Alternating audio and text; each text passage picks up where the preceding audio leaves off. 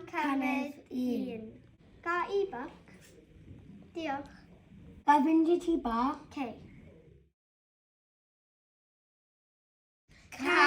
Cynnydd 2. Ga e-book os gwelwch hynna? Diolch. Ga i fynd i tŷ bach os gwelwch yma? Okay. Ga i balls melyn os gwelwch yna? Diolch.